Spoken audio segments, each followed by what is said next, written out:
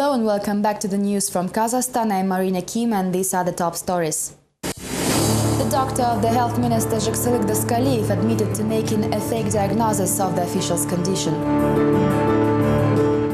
Astana is preparing for the OSCE summit, which will cost $30 million of the taxpayers' money. A new project is announced in Almaty aimed at making science more commercially viable. Following in the step of the health minister Kazakhstan, his subordinates are now also criminally prosecuted. On Monday, the country's anti-corruption agency reported about the opening of a criminal case against the doctors who were treating the minister after they admitted that the illness was feigned. Now the physicians are charged with collusion and giving false testimonies. This was purely a human fact. We have known each other for a long time and conducted surgeries together. That's why I did it. I admit that I gave false testimonies.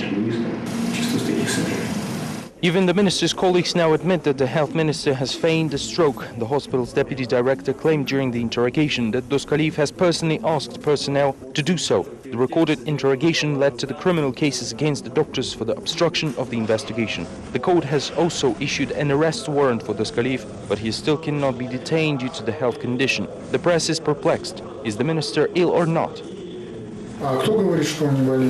No one disputes the fact that he is ill. We say only that he feigned coma, as you heard from the doctor's testimonies.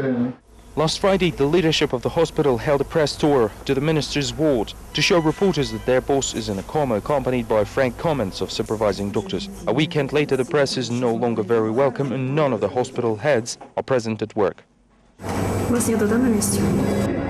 He said that he's not at his workplace.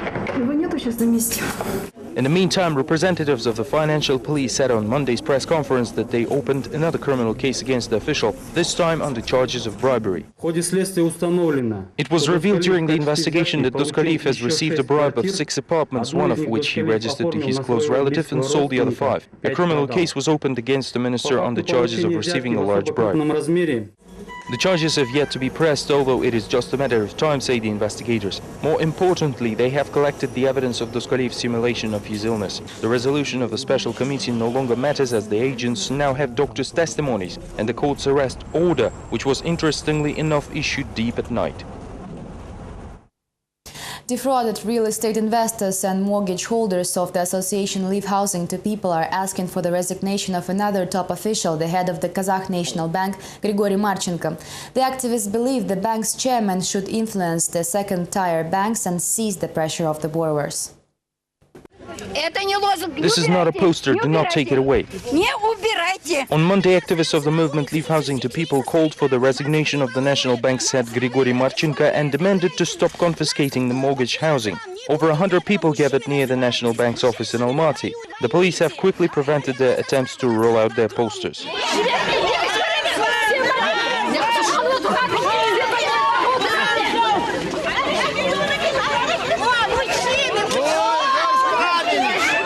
The picket continued with protesters voicing their memorandum in which they accuse Marchenko in silent non-participation in solving the problems of citizens. These are all illegal actions. Marchenko, who chairs the National Bank, is to blame for that. 20 minutes later, the bank's public relations director Alexander Terentiev invited 3 representatives of the protesters for the negotiations, although without the press. It is not known what was said inside, but the movement's memorandum was registered in the bank after all. The reply will be provided in 15 days.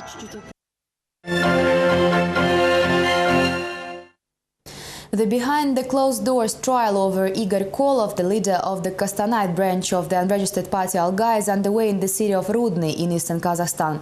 The activist is charged with disorderly conduct and can face up to 10 days of detention. The press and the defense witnesses are not allowed in the courtroom. Kolov's supporters say the case is fabricated, while the chair of the Kostanay's Union for the Protection of Civil Rights and Freedoms, Yulia Ananina, claims the oppositionist and his family are intimidated by the law enforcement.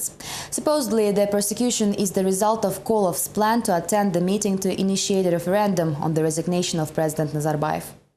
A case was opened against Igor Kolov on charges of disorderly conduct. Allegedly, he used foul language and beat up a man who illegally invaded private property, namely the car of Natalia Stembik. The letter called Kolov and told him that there is a man in her vehicle intimidating her. After Kolov approached the man, he was told that the intimidations are the result of the activist plan to attend the oppositional referendum, and that now he and his family will be pressured by the National Security Committee.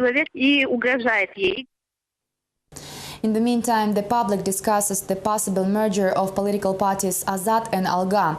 The General Secretary of the National Social Democratic Party Azad, Amirjan Kasan, was first to announce the initiative last week, explaining the move by the necessity of oppositional consolidation on the eve of parliamentary and presidential elections.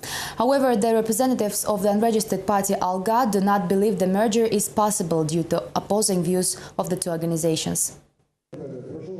The first to make us say that the unification of the opposition is the only right step in the current political struggle was the National Social Democratic Party Azad. In their view, the merger of Alga and Azad will effectively create a single force to act against the ruling party Nuratan during the possible early parliamentary elections. I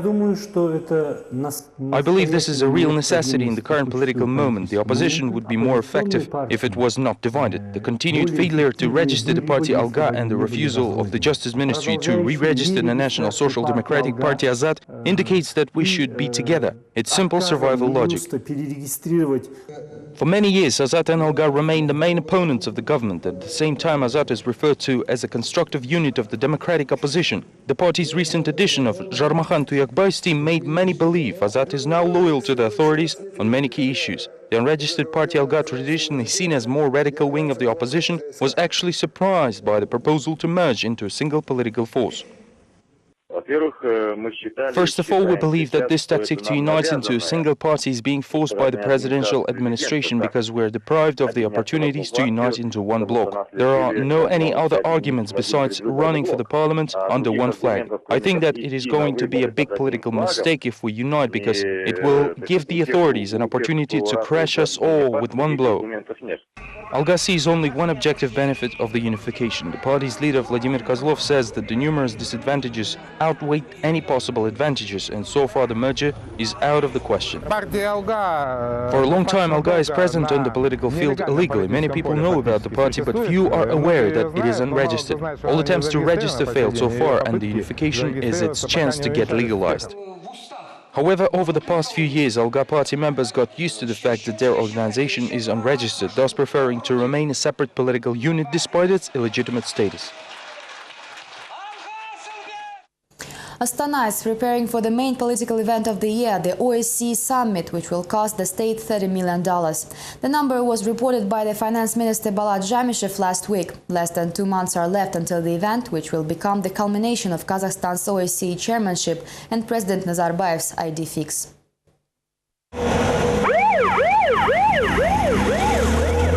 It is truly a special situation akin to an emergency when an event is attended by more than 50 international leaders. 1,500 Kazakh rescue workers are evidently ready to handle any incidents that could go beyond diplomacy. Our scenarios do not cover presidents, as they will be protected by their own special forces, which will do everything to ensure their heads of states is not under the rubble in this or other buildings. Most of the important guests will be flying into Kazakhstan through the Astana's airport. This adds a lot of headache for the capital's mayor Imangalitas Magambetov, who learned recently that the city's infrastructure is not ready to accommodate the VIPs. Planes will be landing every 5 minutes. All of them will need individual gangways, as there should be no waiting in queues. But we don't have that many gangways. Also, we need a dozen of movers, but we have only 2. These movers should be managed by specially trained drivers, and we don't have them either. We also don't have parking space for 70 planes, and we're building that right now. Apart from problems in the Astana airport, city residents are also likely to cause some trouble. What should we, the regular people, do? We're fed only promises for already 6 years. During the OSCE summit, we'll hold a strike right in the downtown so that international bodies could see what is really going on here and whether we have the authorities or not. These real estate investors threaten the authorities to block highway in protest against the long protracted construction of their apartment block. The people hunger striking for 820 days are very serious. They want to make sure the international community will condemn the infamous decree of the Kazakh government concerning the one apartment per owner rule. We want to become more active, and we want to issue the adequate housing to be discussed at the OSCE summit along with the human rights problems. This right is seriously violated right now. The police force will be also unprecedentedly reinforced. Officers already conducted explanatory work with the population so that Astana residents will be more careful with the way they act in the presence of the guests. The police plans to lecture everyone, even with a minor administrative violation. People under preventive supervision, those with prior convictions and with current administrative violations, will be subjected to prophylactic lectures. 58 days are left until the summit, and the increased activity of all state and community levels shows that anything could happen, the success of some and the failure of others. The budget of another Kazakhstan's high-profile event, the 2011 Winter Asian Games, has exceeded $1.5 billion. The president of the Games Executive Directorate, Anatoly Kolnazarov, said that these assets will be enough and no additional financing will be required. The final budget of the 2011 Asian Games surpassed $1.5 billion. For reference, the recent Vancouver Winter Olympics cost around $6 billion. The organizers of the Asian Games say that the major costs will be compensated by the fact that all new sports facilities will serve Kazakhstan for several dozen years. The spending is thoroughly controlled. We have analysts, the accounts committee, the financial police, and an internal audit system. Thus, no one can just sign billions of dollars away. The first benefits were collected by the national airline in the form of more than 2,000 athletes from different countries of the world and additional 10,000 tourists. They will greatly improve numbers during the typically slow season.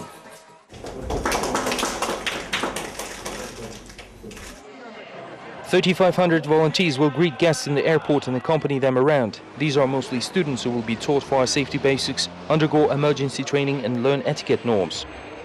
Not all of them will pass fire safety training, only those accompanying guests. Also, the building's design will be taught only to those working in these buildings. Souvenir producers are working hard to make sure the tourists and participants of the Winter Games have something to brag about back home. Unfortunately, many work illegally, and the police has already confiscated hundreds of dollars worth of counterfeit goods across the country. Only 6 companies hold a production license, and in the absence of the set price limit, the game's mascot, snow leopard cub Irby, will cost anywhere from 50 cents to $500. These companies produce a whole range of souvenirs, including clothes, footwear and mascots. The price range is quite wide, and we ask them not to raise the price too much, so that every citizen had Irby at home. Citizens, though, are not really happy about the mascot. Doctors do not like the rickety tiny body and huge head. Patriots question the choice of the animal, as the neighboring Kyrgyzstan has a much bigger population of snow leopards, while animators say the drawing is too complicated, disproportional and not athletic. Here he is breathing, he can apply some force, do somersaults, all in all, an athletic guy. What is the difference between the two? One is a sportsman and the other is not. In any case, guests will not have a choice of what to buy, an Asian snow leopard or Asian Mickey Mouse. At the same time, it is highly doubtful the organizers will be able to make millions from souvenirs. Sure, the games will be forever remembered by guests. It is, though, not yet clear what exactly they will remember: grand centers and sports achievements, or inexperienced volunteers, incompetent airline representatives and poor services.